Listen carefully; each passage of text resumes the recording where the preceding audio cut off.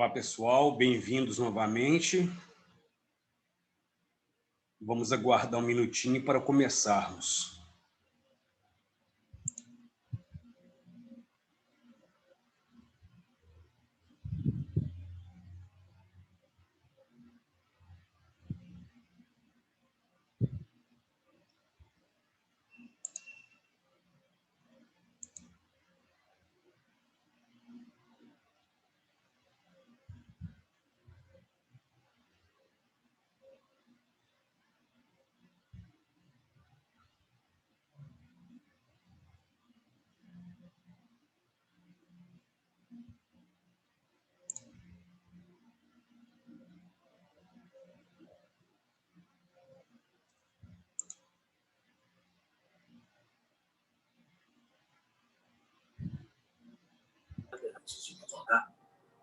Nunca mentia para mim, não é? Bem, pessoal, vamos continuar, então, a nossa aula. No primeiro horário, nós nos apresentamos, de modo que algumas pessoas falaram sobre características de si. Eu não sei se alguém ainda gostaria de falar. Se tiver, me avisem. Caso contrário, darei continuidade, né, ao planejamento para a aula de hoje. Alguma das pessoas que não falaram ainda gostaria de se apresentar ou podemos seguir adiante?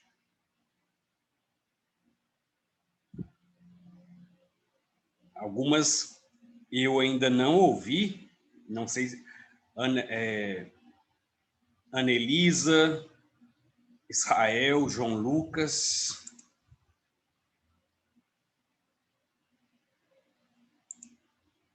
Sim, mas é opcional que se apresentem, não é?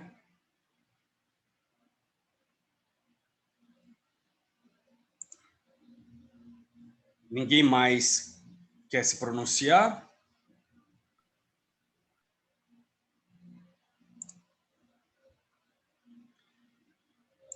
Entendi. Alguém está dizendo que é uma forma de descontrair. Sim, mas as pessoas têm a liberdade para se apresentarem ou não, né? Bem, como ninguém mais se manifestou, eu vou dar sequência, então. Ainda como forma de primeiro contato, eu gostaria de saber qual é o estado de espírito de vocês para este novo ano escolar.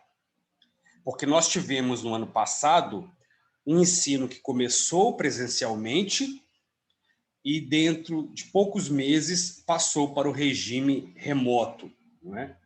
Então, é importante saber qual é o estado de espírito de vocês, até para eu me prontificar a ajudar ou saber como lidar. Então, temos aqui alguns emojis com comportamentos ou sentimentos em relação ao início do ano letivo. Você pode estar muito satisfeito, comemorando, celebrando, muito animado. Você pode estar chorando, você pode estar raivoso ou raivosa, você pode estar entediado, você pode estar esperançoso, você pode estar com muita vontade de ler e estudar. Você pode também estar muito entretido com celular e redes sociais, ou você pode estar apaixonado ou apaixonada pelo conhecimento. Alguém se identifica com algum desses sentimentos com relação ao início de um ano letivo?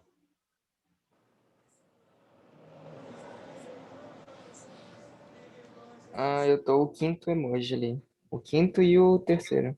Você está o quinto, esperançoso E irritado? Por que irritado, Lucas?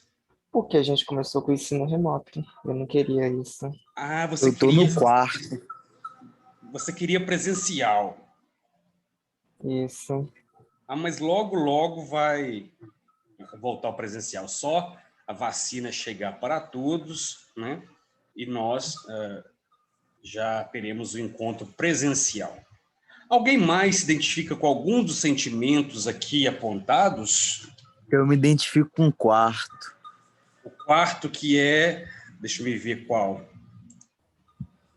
Um minutinho. Você está entediado, Gabriel? Eu tô entediado de ter aula em casa. Agora, se fosse presencial, eu não ia estar, não. Aí eu ia estar animado. Ah, entendi. A Isabela está com preguiça. Aí a Isabelle chorando. Uhum. Isabela, mas você está nadando, Isabela? Imagino que também não, né?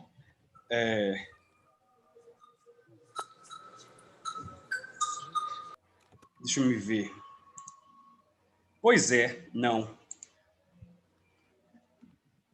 Eu tenho que ficar de olho no chat, mas sim, vai começar, né? Você nada no Minas, não é? Eu frequento Minas, é aqui perto da minha casa. O Minas 1, né? Não, é o Minas 1? Tem o Minas 1 e Minas 2. Acho que é o Minas 1. Não, você está no Mackenzie. Ah, tá. Eu conheço o Mackenzie também. Rival do Minas, né? Mas eu moro próximo ao Minas. Isso, então é o Minas 1, que é próximo da minha casa. E aí eu gosto de frequentar lá. Quer dizer, não a piscina, né? Porque eu não sou sócio, mas o ginásio, porque eu gosto de acompanhar as competições esportivas. Bem, então vemos que, de modo geral, vocês estão, pelo menos, esperançosos, né? Isso é um bom sinal. Bem, a próxima pergunta, eu penso que já foi mais ou menos respondida quando eu perguntei quais são os temas que eu tenho interesse em estudar ou discutir, porque já foi apontado aqui um conjunto de assuntos, né? Várias pessoas apontaram interesse em séries, né? Animes,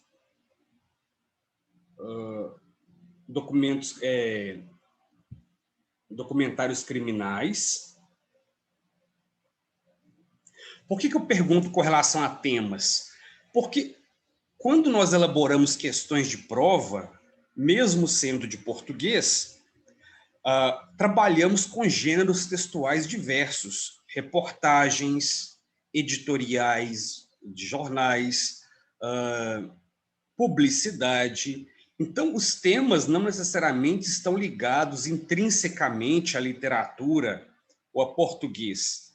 Nós trabalhamos com interpretação de texto e, por isso, os temas dos textos podem ser os mais diversos possíveis. E já que é assim, eu penso que é interessante saber o que vocês gostam de ler ou de estudar a respeito, de se informarem, para que possamos juntar o conhecimento com o entretenimento ou a satisfação. Então, por favor,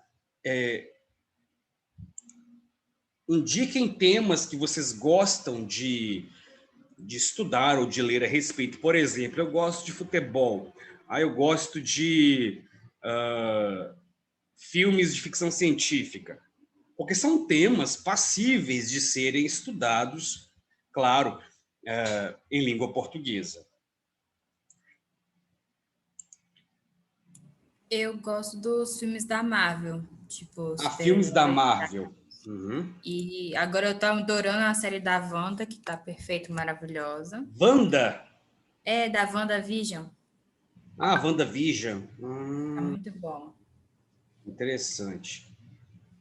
Gosto de ficção científica, ação, comédia. Eu não sou muito fã de ler, pra falar a verdade. Prefiro filmes. Entendi. Prefere filmes, né? Eu tenho mais facilidade para ouvir do que para ler. Então, eu gosto de, em vez de ler livro, eu ouvir o livro, né? Eu tenho mais facilidade de aprender ouvindo. Então, talvez seja o caso cognitivo, né? Da sua facilidade ser mais auditiva, não sei. Alguém mais tem indicações a fazer? Deixa eu ver. Aqui no chat estão Harry Potter. Uhum.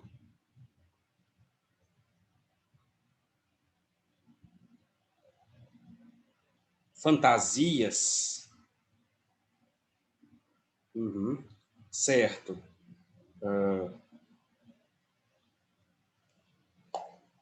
Sim, sim. Estou anotando aqui. Alguém mais? Ou podemos parar por aqui? Animes. Uhum. Suspense. Mangá. São vários temas, então, para pensarmos, né? Bom, então já anotei, vou selecionar esses temas para as nossas próximas atividades. Bem, eu não sei se foi nesta turma que eu falei sobre Harry Potter no horário anterior, porque nós temos que conjugar dois tipos de literatura, dois tipos de interesse de leitura. Um é o interesse pelo entretenimento, que é válido, e essas literaturas provocam esse entretenimento, propiciam, né? E o outro é a literatura formativa, aquela literatura... foi na outra turma. É porque nesta semana e na semana passada, nós nos deparamos com algumas pessoas influentes na mídia comentando sobre leitura. Então, tivemos o caso do Felipe Neto, que comentou que Machado de Assis não é uma leitura para adolescentes. E, obviamente, muitos reagiram contra o Felipe Neto. Em contraposição, uma outra pessoa disse que essas leituras, Harry Potter, não deveriam ser banidas porque não contribuem em nada para a juventude. Bem, são duas opiniões radicais, né?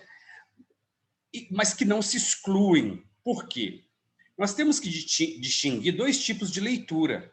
A leitura que nós fazemos por prazer, por entretenimento, que é a leitura geralmente menos complexa, que você lê com facilidade, às vezes em 2 dias você lê o livro todo, né? E aquela leitura de maior complexidade, com uma linguagem mais elaborada, que exige mais concentração, mas que, embora não produza e nem provoque entretenimento, é importante como repertório linguístico, repertório sociocultural, histórico sobre um determinado assunto. Então, são os clássicos. O que faz uma obra ser um clássico é o fato de essa obra não morrer. Ela permanece, né, no nosso imaginário durante séculos. Daí nós temos, por exemplo, música clássica. Vamos comparar uma canção de carnaval, né, que faz muito sucesso num carnaval, e no ano seguinte ninguém mais lembra aquela música. E a música clássica? Mozart, Beethoven, as sinfonias, a valsa, né, dos 15 anos. Quem não se lembra dessas... quem não se lembra dessas canções, dessas óperas, operetas, etc. Porque são clássicos universais e atemporais. Isso significa, então, que o clássico nunca perde a sua validade, e por isso nós sempre voltamos a ele, mas também existe esse tipo de arte que é perecível, né? que dura pouco, mas que também tem a sua importância, não é? porque ela serve como forma de entretenimento. E é por isso que ela tem duração pequena, porque para ser entretenimento tem que ser mais fácil de ser digerida. Então, são canções fáceis de cantar, livros fáceis de ler, que feitos justamente para consumo, né? Então, exatamente por isso que essas obras são criticadas por alguns, porque as pessoas imaginam que só é válido aquilo que é clássico, mas também não. O que é passageiro também é na medida em que nos agrada. O importante, no entanto, é saber conjugar, né, o gosto pela literatura, pela arte imediatista, também com interesse em conhecer os clássicos. Alguém mencionou aqui de Machado de Assis, né? Por exemplo, O Alienista, Mistério da Casa Verde, a Isabela apontou. São textos de importância. No caso do Alienista, por exemplo, é muito interessante para estudar a questão da loucura, né? A questão do sistema carcerário psiquiátrico, né? Inclusive tema do Enem deste ano. Então, sim, é importante conhecer as várias facetas da literatura. Bem, vamos passar adiante. O que vamos estudar neste ano, né? Qual é a matéria de português? Eu acho importante, então, apresentar um mapa conceitual do que vamos estudar. Neste segundo ano, toda a matéria de português, no campo da gramática, está ligada à morfologia. Morfologia é uma palavra formada a partir de dois radicais. Morfo, de forma, daí, quem gosta de super-herói, né? Eu lembro dos Power Rangers, é hora de morfar, vem de morfo. O que é morfar? Tomar forma de algo, né? Então, morfo, a forma, e logia vem de logos, que é conhecimento. Morfologia, então, é o conhecimento sobre a forma. É estudar as palavras em sua forma, isoladamente. É pegar uma palavra e dissecar aquela palavra, para entender o que aquela palavra é em sua forma. Isso significa, portanto, que a morfologia estuda as palavras isoladamente e não em contextos de frases, né? Quais são, então, as classes de palavras que a morfologia abarca? São todas essas aqui. Substantivo, por exemplo, casa é um substantivo, notebook, outro substantivo. Mas o que nós vamos estudar são os tipos de substantivo. Quais são as classificações, se é simples, composto, comum, abstrato, concreto, abstrato, aliás, próprio ou comum, etc. Além do substantivo, nós vamos estudar os adjetivos, né? Brasileiro, por exemplo, é um adjetivo, mas é um adjetivo pátrio, né? Vamos estudar os adjetivos com relação a gênero, se é masculino, feminino, singular ou plural. Então, vamos dissecar os adjetivos. Também vamos estudar os advérbios, de modo, por exemplo, fiz a prova rapidamente. Então, palavra terminada em mente é um advérbio, mas há advérbios de vários tipos, né? Advérbio de tempo, de lugar, etc. Vamos estudar também os artigos, que são importantíssimos, artigos definidos, o, a, os, as, indefinidos, uma, uns, umas, né? Vamos estudar as conjunções, que são importantíssimas para a redação, para escrever. Que, se, e, né? Então, são as diversas conjunções que ligam, são uma espécie de cola que liga um termo ao outro. A interjeição, que são exclamações que nós fazemos. Oba! Af! Nossa! Né? São indicações de espanto, emoção, susto, medo. O numeral, os números, primeiro, aí você pode ver os numerais ordinais ou cardinais, 1, 2, 3, 4, primeiro, segundo, terceiro. Vamos estudar, então, os numerais, como escrever os números. Vamos estudar as preposições, importantes também. As preposições, aí vão ter as diversas classificações das preposições. Os pronomes, os diversos tipos, pronomes pessoais, pronomes possessivos, pronomes indefinidos, etc. E vamos estudar verbo, que das classes de palavras é a mais complexa, né? Porque aí abarca uma quantidade de classificações em termos de tempo, aliás, em termos de gênero, número, grau, tempo, modo, etc. Então, pessoal, essa é a base dos estudos gramaticais do segundo ano. Isso significa que nós vamos retomar algo do que já estudamos em anos anteriores. Eu não sei se isso acontece em outras matérias, mas eu acho que não. Em português, nós vamos sempre voltando. A gente avança e retorna, avança e retorna. Por quê? Porque a língua é muito dinâmica e nós precisamos o tempo todo retomarmos o que nós aprendemos, porque não é algo que se esgota. Aprendi aquilo, acabou, agora eu vou aprender outra coisa. Não. Porque nós estamos lidando com algo que faz parte do nosso dia a dia o tempo todo.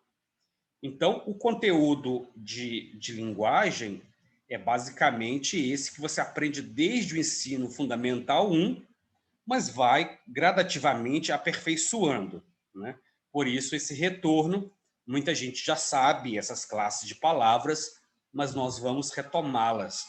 Então, essa é a base do segundo ano. Nós não estudamos a função das palavras, dos termos dentro das orações, porque isso é análise sintática. Nós analisamos as palavras referentes a classes de palavras, a qual classe elas pertencem. É como uma classificação dentro da biologia. Nós temos uma matéria que é taxonomia, que é classificação de plantas, classificação de seres em reinos, em espécies, etc. O mesmo acontece aqui com as palavras, né? E o que nós vamos estudar em literatura? Bem, em literatura é também muito interessante o segundo ano. É preciso, então, retomarmos rapidamente a linha do tempo, a cronologia das duas literaturas, a portuguesa e a brasileira. Por que a portuguesa? Porque nós, como colônia de Portugal, temos a nossa literatura formada a partir da literatura portuguesa. Então, nós estudamos a literatura portuguesa, acompanhando essa literatura à nossa. No primeiro ano do ensino médio, nós estudamos o século XVI, XVII e parte do XVIII. Então, nós estudamos também a Idade Média. Começamos lá com o trovadorismo, na Idade Média, o trovadorismo em Portugal, claro, porque o Brasil ainda não havia sido encontrado. Estudamos a sociedade de corte, né? O amor cortês, a literatura cavalheiresca, na qual o amado se humilha diante da dama pelo seu amor, né? Vocês já estudaram isso. Então, temos as cantigas de amor, cantigas de amigo, cantigas de escárnio, cantigas de maldizer. Tudo isso ligado à Idade Média em Portugal. Por que começa com o trovadorismo? Porque Portugal começa a se constituir nesse momento, né? Se fosse estudar literatura inglesa, alemã, seria outra forma. Do trovadorismo, nós vamos para o humanismo. O que é humanismo? É já no século XV, quando o homem começa a tomar consciência de que ele é um ser especial, digamos assim, de que ele não é somente um instrumento de Deus, de que ele tem alguma importância. Por isso o nome humanismo. O humanismo, então, marca essa tomada de consciência, e na literatura portuguesa é muito comum de se estudar o teatro de Gil Vicente, os seus autos, Alto da Barca do Inferno, Alto da Glória, Alto do Purgatório. Então, nós estamos no momento em que o homem começa a se tomar consciência de si. Aí partimos para o classicismo, ainda em Portugal, que é o século XVI. O que é o classicismo? É a ideia de que precisamos retomar a arte clássica, porque durante a Idade Média teria supostamente havido uma lacuna na arte. A arte teria morrido, digamos assim, e ela precisava renascer. Daí o nome Renascimento, que é o contexto histórico, e dentro desse contexto histórico você tem o literário, que é o classicismo. Nós estudamos, sobretudo, as obras de Camões, né? Que é um grande escritor português desse período. No Brasil, aí entramos, porque nós não temos no Brasil o classicismo. Por que não temos o classicismo no Brasil? Porque o Brasil era uma floresta enorme, uma ilha ainda. Não tinha como discutir literatura e tradição literária. Então, no caso brasileiro, o nosso classicismo é substituído pelo quinhentismo, que é essa literatura feita por viajantes portugueses e de outros países também que aqui estiveram, né? Contando como era a vida dos indígenas, a natureza e tal. A Carta de Pero Vaz de Caminha, por exemplo, é o principal documento. Aí, a partir do quinhentismo, quando chegamos ao barroco, o Brasil já começa a se nivelar com Portugal, porque o barroco nós já temos, que é essa escola literária do século XVII, que se caracteriza na poesia, né? Pela exuberância, pela prolixidade, pela confusão, pela complexidade, pelos temas ligados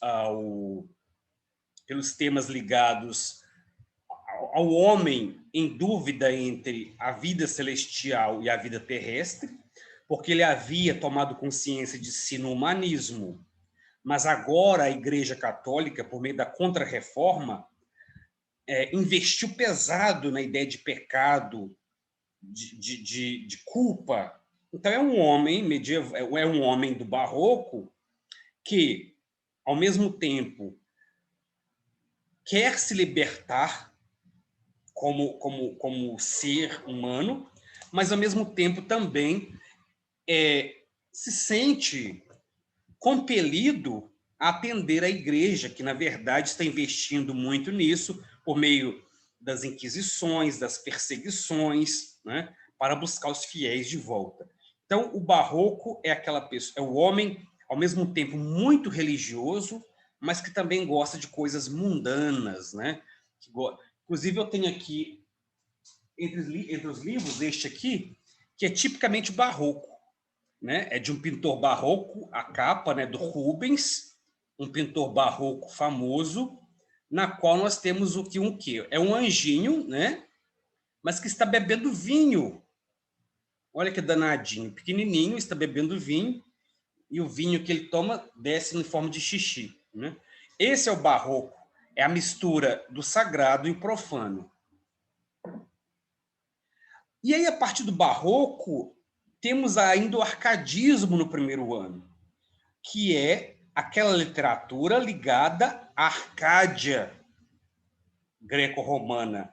É uma fuga para o campo, num contexto de revolução industrial, uma arte que retoma os ideais greco-latinos, principalmente romanos, daí a quantidade de termos em latim, e é uma literatura que vai completamente no oposto do barroco, porque é uma literatura calma, que prega a vida pacífica, tranquila no campo, etc. Né? Vocês já estudaram também.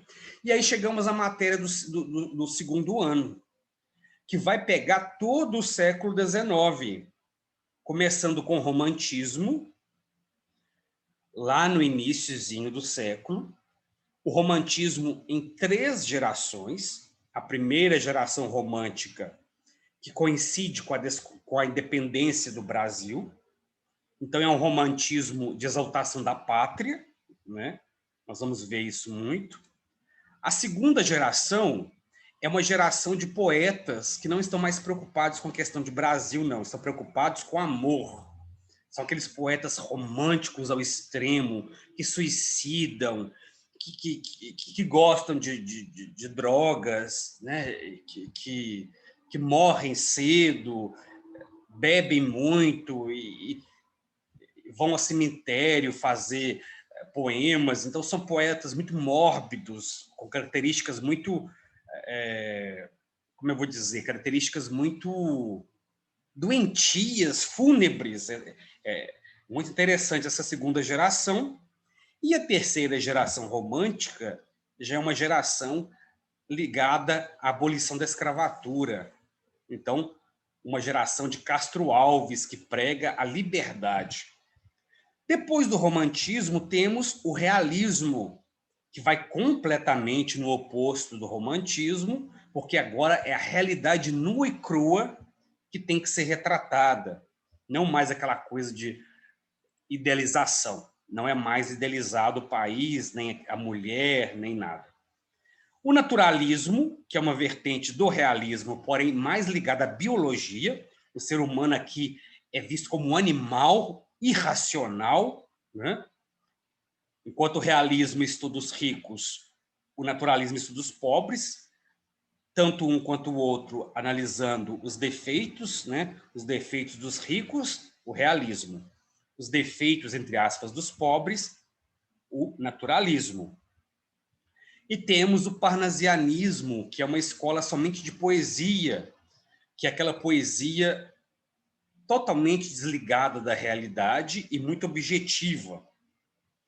Depois do parnasianismo, nós temos o simbolismo, que é uma escola literária profundamente estranha, exótica, ligada ao misticismo, ligada à morte, ligada à religião, ligada à necrofilia.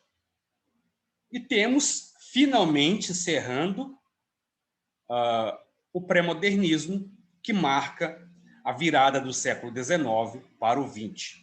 Então, eu considero, de todos os anos, né, primeiro, segundo, terceiro, a literatura mais interessante é a do segundo ano, na minha opinião, porque trata de temas que me agradam muito e também de período histórico que me agrada estudar. Porque aí no terceiro ano já é o século XX, é algo mais atual, porém que não me agrada muito, né? Eu sou mais voltado para estudos antigos e temas muito interessantes que vocês vão estudar. Então, o que eu apresentei aqui muito rapidamente é um esboço do que será estudado na disciplina. De um lado, as classes de palavras na morfologia, de outro, o século XIX inteiro, visto sob o panorama da literatura. E quem gosta de história vai se identificar porque a literatura é irmã da história, são disciplinas muito próximas, né? O que ocorre, muitas vezes, é que nem sempre o professor de literatura trata muito de aspectos históricos, mas é importante vincular sempre a obra literária com o contexto no qual foi produzida, porque o contexto ajuda a entender muito aquela obra e explicar por que a obra foi feita daquela forma e não de outra. Então, essa é uma síntese do conteúdo do segundo ano. As avaliações continuam, né, como no ano passado. Isso ainda vai ser passado a nós e a vocês. O esquema de avaliação, etc. Né? Eu espero que haja dedicação nos estudos, porque é muito importante. Esse século XIX é um século que até hoje nos constitui. Nós estamos no século XXI, mas com uma mentalidade ainda muito de século XIX, e isso vou tentar explicar, né, ao longo do ano letivo. Algum comentário, pergunta ou curiosidade sobre os conteúdos de língua portuguesa do segundo ano? Para mim, está super tranquilo. Isabela, Pois você começou a ter literatura ano passado, né, Isabela? Este ano, então, você continua tendo literatura, embora você não seja tão adepta de leitura, né, e nem de interpretação. O segundo ano exige muita interpretação, porque são poemas muito estranhos, né? Os romances nem tanto, mas os poemas, alguns são, mais para o finalzinho, né? Mas são interessantíssimos. Eu creio que você vai gostar. Mais alguém tem algum comentário a fazer? Alguma lembrança de um livro do século XIX que tenha lido? Porque no século XIX nós temos Machado de Assis, José de Alencar, né?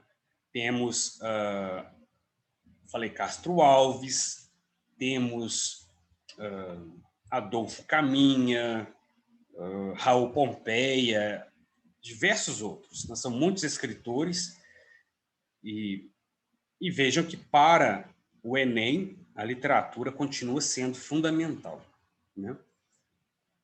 Bem, pessoal. Eu li só o Alienista mesmo. Oi? Eu li o Alienista só. Ah, sim, o Alienista, né? Pois é, com relação ao Machado de Assis, nós vamos trabalhar com os contos, né? Que eu penso que é mais fácil, mais palatável. Quem foi meu aluno já trabalhou com conto de Machado de Assis, eu passava contos dele, né? No nono ano. Bem, pessoal, então, uma ótima tarde a vocês, né? E a gente se encontra agora na sexta-feira.